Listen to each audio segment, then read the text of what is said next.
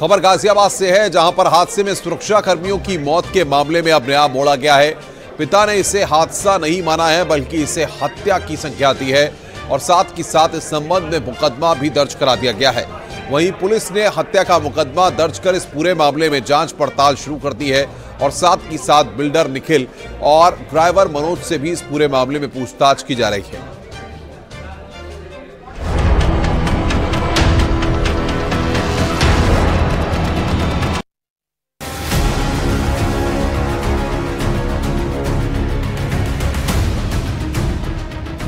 बीती 7 तारीख को इंदिरापुरम थाना क्षेत्र में इनोवा गाड़ी के एक्सीडेंट में सिपाहियों की मौत के मामले में पुलिस ने खुलासा करते हुए 2 लोगों को गिरफ्तार किया है। गाजियाबाद में पुलिसकर्मियों की मौत के मामले में नया मोड़ आ गया है। वसुंधरा पुलिस चौकी के पास हुए सड़क हादसे में 2 हेड कांस्टेबल की मौत मामले में पुलिस ने हत्या का केस दर्ज किया है।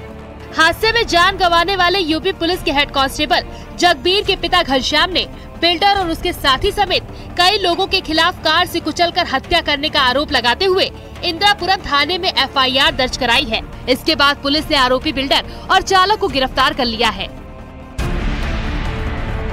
उधर पोस्टमार्टम रिपोर्ट भी सामने आ गई है, जिसमें दोनों की मौत हादसे में चोट लगने से बताई जा रही है। घनश्याम सिंह ने इंदिरापुरम थाने में दर्ज कराई गई रिपोर्ट में बताया कि उनके बेटे हेड कांस्टेबल जगबीर सिंह की ड्यूटी शालीमार गार्डन निवासी बिल्डर निखिल चौधरी की सुरक्षा में लगी हुई थी। दर्ज कराई गई रिपोर्ट में कहा गया कि रविवार रात जगबीर उस कार में मौजूद था, जिसमें दिल्ली पुलिस का सिपाही जयओम भी था। बिल्डर निखिल चौधरी खुद कार चला रहा था। निखिल का साथी मनोज शर्मा भी कार में था। हादसे में 2 की मौत और बाकी सब सुरक्षित। जगबीर का शव 70 मीटर पहले रोड पर था। दिल्ली पुलिस के सिपाही का शव कार में था। पिता घनश्याम ने शिकायत में सवाल उठाते हुए कहा कि हादसे में केवल दोनों हेड कांस्टेबल की ही मौत कैसे हुई, जबकि अन्य किसी को चोट तक नहीं लगी। पिता ने इसे हादसा नहीं हत्या बताते हुए इंदिरापुरम थाने में केस दर्ज कराया था। घटना के बाद इसे हादसे का रूप देने का प्रयास किया गया। इसमें 4 लोग थे, दोनों पुलिस वाले ही मरे हैं और दोनों वो लोग भाग गए हैं। तो हमें पूरा यकीन है कि इनकी हत्या हुई है, पुलिस वालों ने हत्या की गई है और एक्शन दिखाया गया है। तो एक तो इनकी जो पोस्टमार्टम हो वो पैनल द्वारा हो, पैनल के माध्यम से होगा तो सही जांच सही रिपोर्ट आएगी। फिलहाल तो पोस्टमार्टम रिपोर्ट में दोनों की मौत हादसे में चोट लगने से हुई है। पुलिस की जांच जारी है।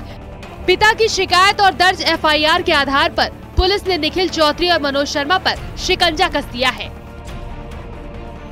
मृतक सिपाही जयबीर के पिता घनश्याम ने इस बात का अंदेशा जताया था कि उनके बेटे की हत्या करने के बाद साजिशन इसको घटनाक्रम का रूप दिया जा रहा है, जिसके बाद उन्होंने एक लिखित शिकायत थाना इंदिरापुरम में दर्ज कराई थी, जिसमें निखिल चौधरी सहित 3 लोगों को आरोपी बनाया गया था। पुलिस ने मामले का खुलासा करते हुए निखिल चौधरी, उसके ड्राइवर मनोज को गिरफ्तार कर जेल भेज दिया है। वहीं पुलिस अभी पूरे मामले की तफ्तीश कर रही है कि आखिरकार इस पूरे घटनाक्रम की असल वजह क्या रही। कैमरा पर्सन सतीश के साथ अमित राणा, न्यूज़ 18 उत्तर प्रदेश।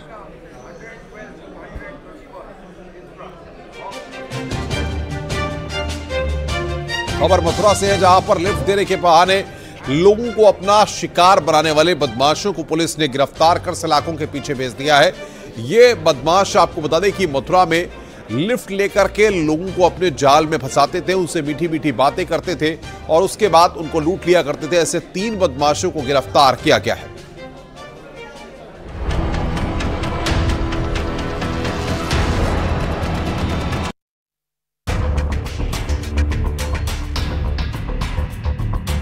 पुलिस गिरफ्त में आई ये वो शातिर लुटेरे हैं, जिनके शातिर मास्टरमाइंड के आगे पुलिस भी चकरा गई और पुलिस को बैंककर्मी के साथ हुई लूट की वारदात फर्जी लगने लगी। लेकिन बदमाशों ने जिस घटना को अंजाम दिया था, उसको लेकर बैंककर्मी के कॉन्फिडेंस से दिए जा रहे बयान को सुनने के बाद पुलिस को भी लूट की वारदात पर यकीन करना पड़ा और मामले की गंभीरता को देखते हुए एसएसपी ने रिफाइनरी पुलिस को घटना खोलने के निर्देश दिए, जिस पर रिफाइनरी पुलिस मामले की जाँच में जुटी रही और आखिरकार उसे सफलता मिल ही गई। बीती रात पुलिस का लुटेरों से आमना सामना हो गया, जब बदमाश फिर एक बार ऐसी ही वारदात को अंजाम देने वाले थे।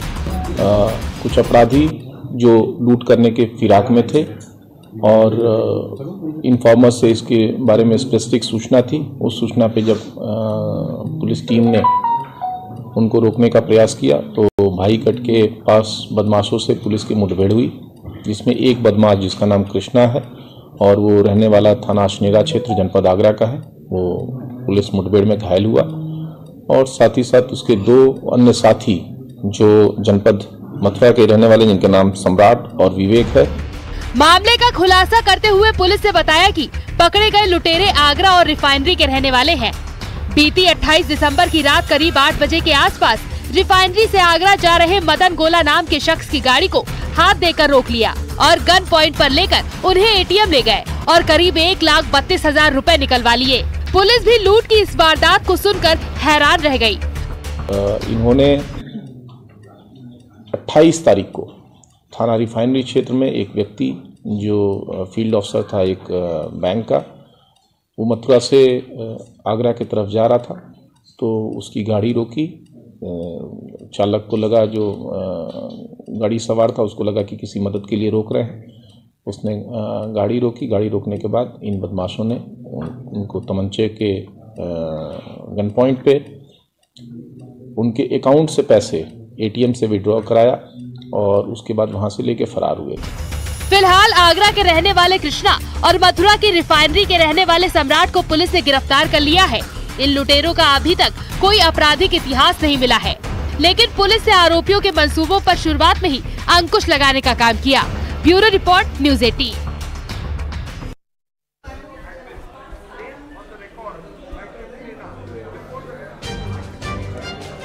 7 साल की बच्ची के साथ किडनैप की घटना के मामले में यहां पर पुलिस ने कई तरह से पूरे मामले की जांच पड़ताल की और कई परतों को लेकर पुलिस सामने आई है।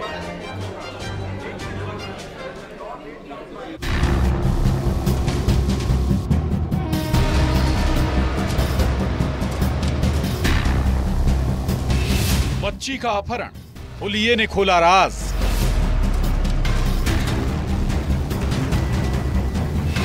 ट्रेन में किडनैपर, भरोसे पर प्रहार। सीसीटीवी में कैद किडनैपर का राज। किडनैपर की राजदार बनी मां।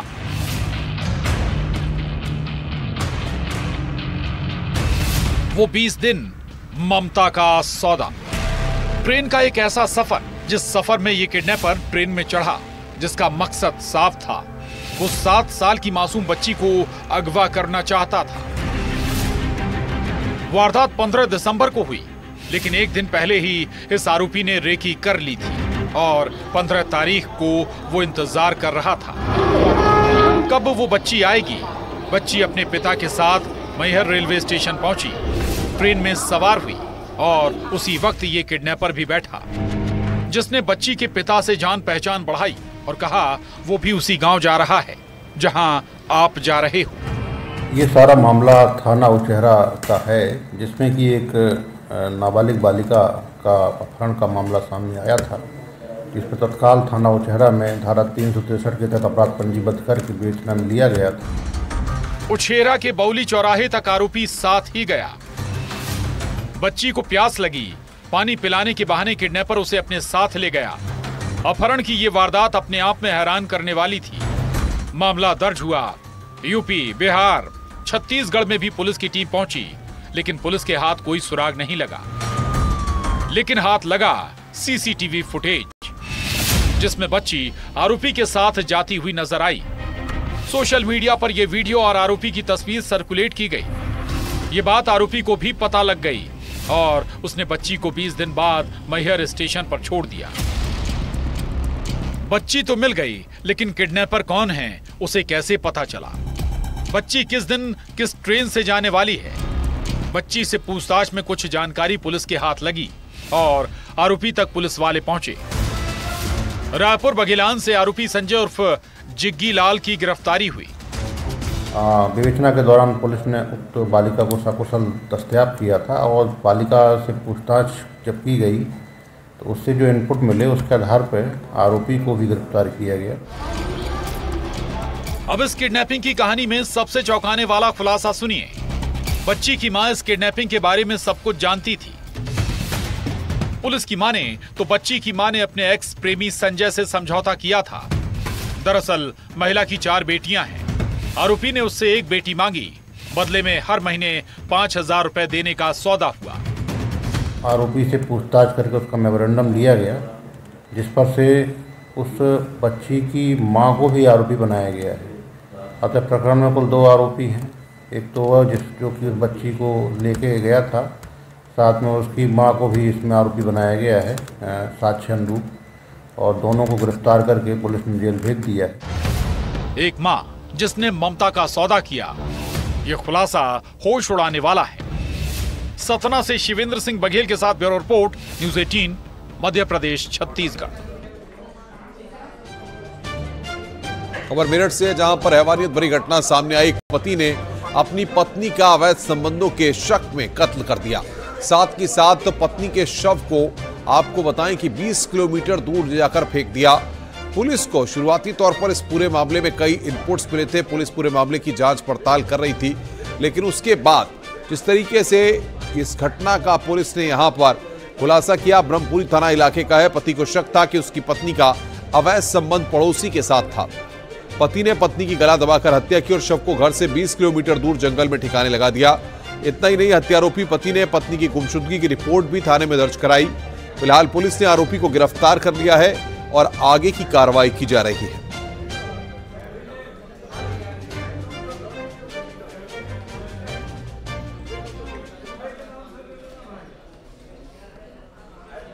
आगे बढ़ते हैं। खबर बलरामपुर से है, जहां पर युवक की हत्या के मामले में पुलिस को बड़ी कामयाबी हाथ लगी है। पुलिस ने 3 आरोपियों को गिरफ्तार कर लिया है। इन तीनों से पुलिस के अधिकारी लगातार पूछताछ कर रहे हैं।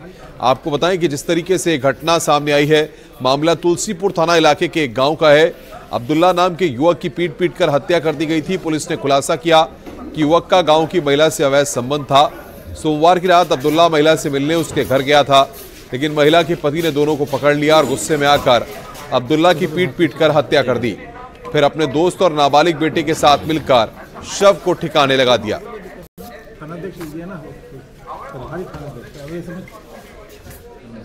सूचना मिली तो जो खुलासा हुआ उसमें यह था कि जो अब्दुल्ला है, कहीं इसका उसी गांव के रहने वाले का नहीं है, उसकी पत्नी से इसका जो है कुछ अवैध संबंध थे और ये रात को आया हुआ था। जब उसका पति काम से लौटा तब उसने देखा तो उसी में जो है इसकी हत्या कर दी। मथुरा के गोवर्धन से खबर है, जहां पर एक सड़क हादसा हुआ। बस ने ई रिक्शा को टक्कर मार दी, जिसमें 4 लोग घायल हो गए।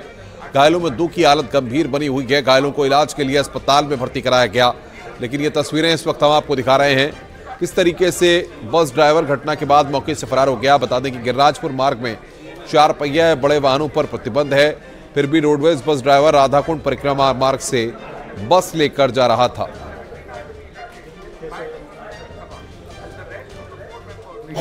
दो जो पेशेंट हैं वो थोड़े से गंभीर हैं। ईश्वर सिंह हैं जिनकी हेड इंजरी है और सीधे तरफ फेस के सीधे तरफ इंजरी है और नेजल ब्लीडिंग भी हो रही है उनको, इसलिए उनको जिला अस्पताल मथुरा के लिए रेफर कर दिया गया है। दूसरा पेशेंट है विष्णु, इसके राइट लेग में फ्रैक्चर है और इनको भी हमने जिला अस्पताल में मथुरा के लिए रेफर कर दिया है मैनेजमेंट के लिए।